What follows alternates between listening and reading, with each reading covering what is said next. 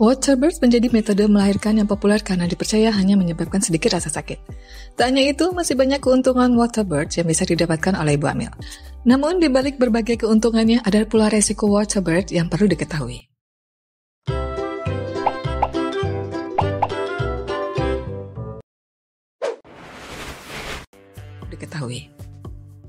Keuntungan melahirkan secara waterbirth. Berada di dalam air hangat saat menjalani waterbirth membuat tubuh menjadi lebih rileks dan terasa lebih ringan. Tak hanya itu, posisi waterbirth juga memudahkan Anda untuk mengejan sehingga Anda bisa mendapatkan berbagai keuntungan. 1. Minim rasa sakit.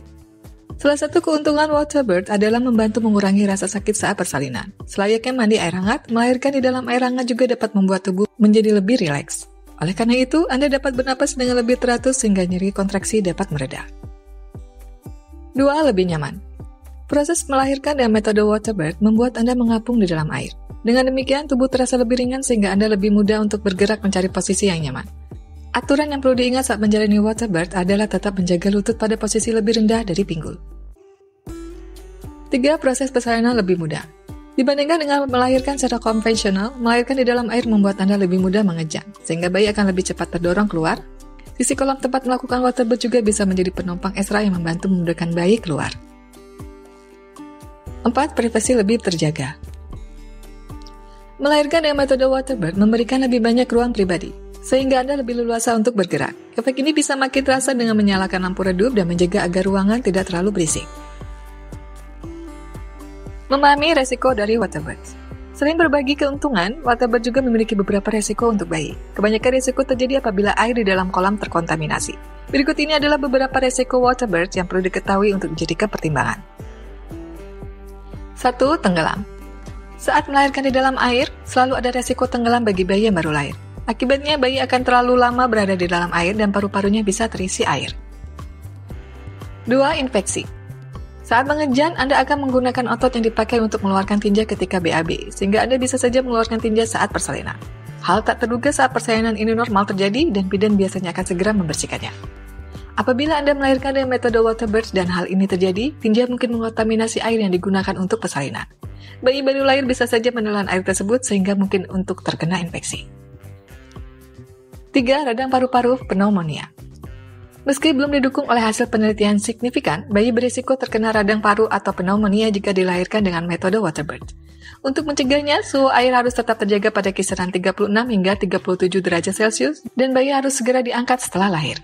Pneumonia pada bayi yang terlahir dengan metode waterbirth biasanya terjadi pada 24 hingga 48 jam pertama. Salah satu penyebabnya adalah bayi menelan air yang telah terkontaminasi tinja. 4. Sindrom aspirasi mekonium. Kondisi ini terjadi ketika bayi sudah buang air besar sebelum lahir, dan cairan ketuban yang terkontaminasi kotoran dihirup oleh bayi sehingga menyebabkan masalah pernapasan. Dokter dan bidan dapat mengenali hal ini ketika air ketuban pecah dan bercampur dengan mekonium yang umumnya berwarna hijau, kental, dan lengket. Sangat penting untuk segera mengisap keluar cairan mekonium dari saluran pernapasan bayi begitu bayi keluar. Posisi ibu awal saat waterbirth harus disesuaikan agar tindakan ini dapat dilakukan segera. 5. Kerusakan tali pusat. Saat menjalani persalinan waterbirth, biasanya bayi akan segera diangkat ke permukaan. Namun, gerakan membawa bayi ke atas dengan cepat menimbulkan resiko robeknya tali pusat dan perdarahan, yang merupakan penyebab paling umum anemia pada bayi. Sayangnya, tidak semua ibu hamil dapat menjalani proses persalinan secara waterbirth. Beberapa kondisi yang tidak dianjurkan untuk melahirkan dengan metode ini adalah berusia kurang dari 17 tahun atau lebih dari 35 tahun, sedang mengalami infeksi, mengalami komplikasi kehamilan seperti praeklamsia atau diabetes, akan melahirkan anak kembar 2 atau lebih, usia bayi prematur, posisi bayi sungsang, diperkirakan melahirkan bayi yang berbobot besar, memiliki kondisi yang mengharuskan proses melahirkan untuk dimonitor secara teratur dan tidak dapat dilakukan di kolam. Hal yang harus dipertimbangkan sebelum waterbirth. Jika Anda mempertimbangkan untuk melahirkan dengan metode waterbirth, sebaiknya konsultasikan dengan dokter kandungan terlebih dahulu. Anda juga sebaiknya mencari tahu rumah sakit mana yang dapat memberikan layanan tersebut. Sebelum memutuskan untuk melahirkan dengan metode waterbirth, ada baiknya Anda mengetahui apa saja persiapan yang harus dilakukan. Berikut adalah beberapa hal yang harus diperhatikan.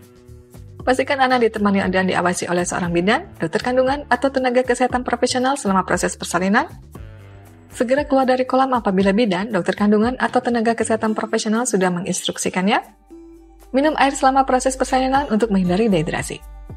Agar melahirkan dengan metode Waterberg berjalan lancar, upayakan untuk memilih tempat dan tenaga medis yang telah memiliki sertifikat untuk melayani persalinan Waterberg. Melahirkan dengan metode Waterberg maupun metode lainnya memiliki kelebihan dan kekurangan masing-masing. Yang paling penting adalah mengutamakan kesehatan. Oleh karena itu, berkonsultasilah dengan dokter mengenai metode persalinan yang sesuai dengan kondisi Anda.